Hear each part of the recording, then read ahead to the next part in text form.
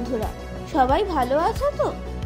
আজ আমরা বৃষ্টি মাথায় করে ভোর 5টার সময় বেরিয়ে পড়লাম পুরীর উদ্দেশ্যে।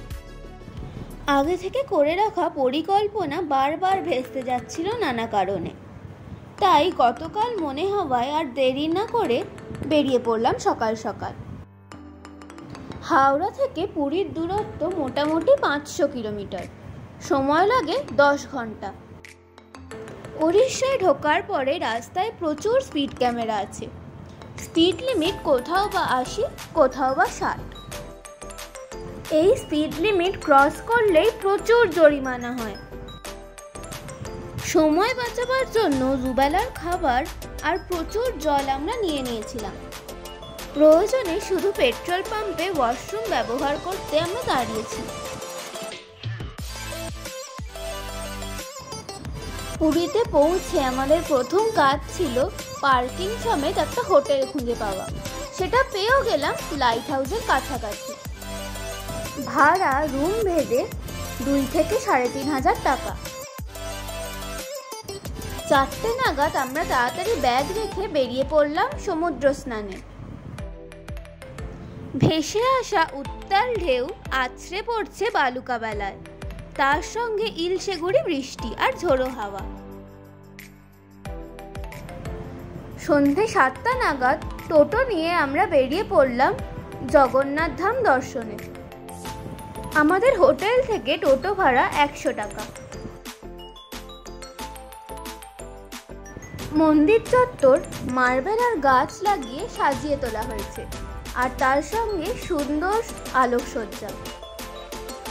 মূল মন্দিরের ভেতরে মোবাইল, ক্যামেরা বা খাবার জিনিস নিয়ে যাওয়া নিষিদ্ধ।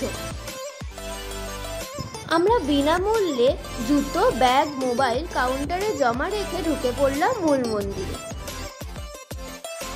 সন্ধেবেলা যাওয়ার জন্য ভিড় কম ছিল, তাই আমরা ভালো করে পুজো দিতে পেরেছিলাম। ফেরার পথে স্বর্গদ্বারের বাজার থেকে আমরা বাড়ির সবার জন্য পুরীর বিখ্যাত গজা কিনে নিলাম।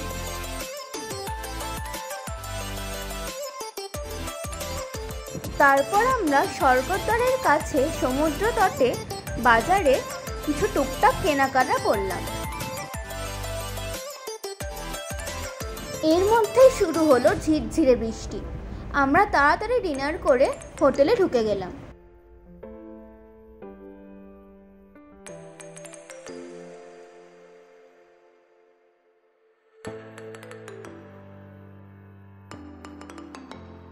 পাঁচটার মধ্যেই উঠে পড়লাম সূর্যোদয় দেখার জন্য, কিন্তু পিছু ছাড়লো না আবার সেই বৃষ্টি।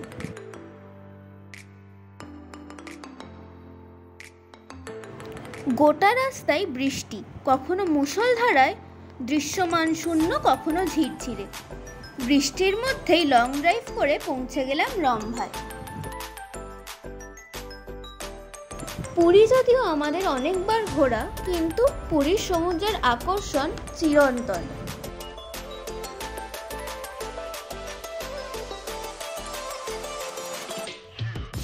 পুরী থেকে রম্ভার দূরত্ব 140 কিলোমিটার, সময় লাগে 3 ঘন্টা মতো। রাস্তা খুবই ভালো, কিন্তু আছে আবার সেই স্পিড ক্যামেরা।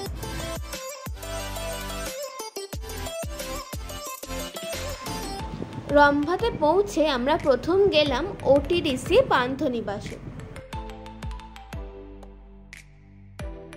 প্রথমেই করে নিলাম ব্রেকফাস্ট, অমলেট, টোস্ট আর লুচি দিয়ে। আবার শুরু হয়েছে সেই বৃষ্টি।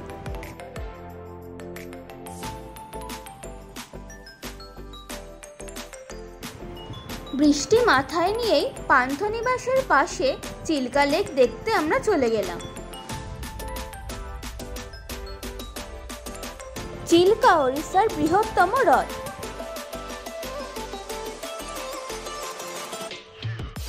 এখানে আসা পর্যটকদের জন্য নৌকায় ভ্রমণ, পাখি দেখা এবং হ্রদের ধারে অবস্থিত বিভিন্ন দ্বীপ ঘুরে দেখার সুযোগ আছে।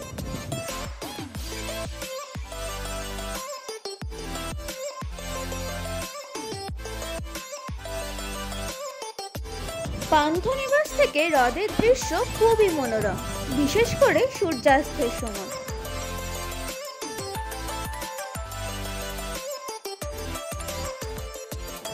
কথায় বলে জগন্নাথ দেব না ডাকলে তার ধামে কিছুতেই যাওয়া যায় না।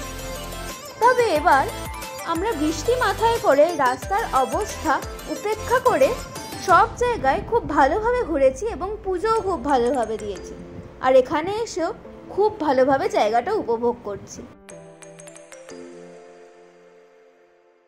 বৃষ্টি কিন্তু আমাদের থামাতে পারেনি, আমরা প্রচুর ছবি তুলেছি। পান্থনিবাসে ফিরে আমরা বিশ্রাম নিলাম। ওটিডিসি পান্থনিবাসের ঘর ভাড়া 1500 টাকা থেকে শুরু, তবে আগে থেকে অনলাইনে বুকিং করতে হয়। কাল যাব আমরা কোরাপুটের দেওমালি হিলসের পথে।